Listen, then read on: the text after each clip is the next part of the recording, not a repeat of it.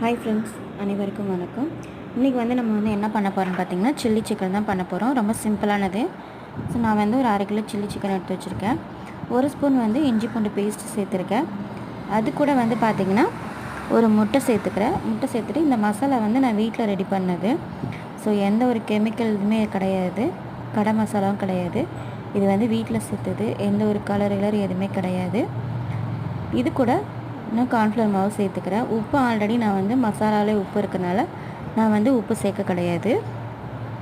இப்போ இது எல்லாத்தையும் நம்ம மிக்ஸ் பண்ணிக்கலாம். அதுக்கு முன்னாடி 2 டேபிள் ஸ்பூன் ஆயில் சேர்த்துக்கலாம். ஆயில் சேர்க்கும் போது பார்த்திங்கன்னா கறி நல்லா சாஃப்டாகவும் இருக்கும், அதே பார்த்திங்கன்னா நல்லா கிரிப்ஸியாகவும் இருக்கும். உங்களுக்கு டேஸ்ட்டும் வேறு லெவலில் இருக்கும் உங்களுக்கு. ஓகேங்களா?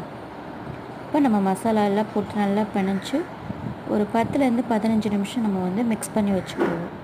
பாருங்கள், நான் எந்த ஒரு கலருமே சேர்க்க கிடையாது. இது கலர் பார்த்திங்கன்னா காஷ்மீரை தான் சேர்த்துருக்கேன். அந்த மிளகாயெல்லாம் சேர்த்து அரைச்சனால அதில் கலந்தது இது. நான் தனியாக எந்த ஒரு கேசரி பவுடர் எதுவுமே கலக்க கிடையாது. இது வீட்டில் அரைச்ச மசாலா உங்களுக்கு. ஓகேங்களா? இப்போ எண்ணெய் ஹீட் ஆன உடனே நம்ம எடுத்து வச்சுருந்த அந்த சில்லி சிக்கனை இதோட போட்டுக்கிடுவோம். ஸோ ஒரு 10லேருந்து 1/4 மணி நேரம் ஊறினாலே போதும். நம்மளுக்கு நல்லா சாஃப்டாக இருக்கும் சிக்கன். உங்களுக்கு சாப்பிட்றதுக்கும் அவ்வளோ டேஸ்ட்டாக இருக்கும். உங்களுக்கு தயிர், லெமனு எதுவுமே நான் சேர்க்க கிடையாது.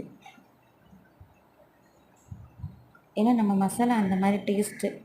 இப்போ பாருங்கள், நல்லா வெந்ததுக்கப்புறம் பாருங்கள், மசாலா உதிரவும் உதிராது. அந்தளவுக்கு ரொம்ப டேஸ்ட்டாக இருக்கும் அந்த மசாலா. நல்லா 2 பக்கம் நல்லா பரட்டி விட்டிங்கன்னா முறுமுறுன்னு சூப்பராக வெந்துருச்சு பாருங்கள். இந்த மசாலாவோட டீட்டெயில் வேணும்னா கமெண்ட் பாக்ஸில் மசாலான்னு கமெண்ட் பண்ணுங்கள்.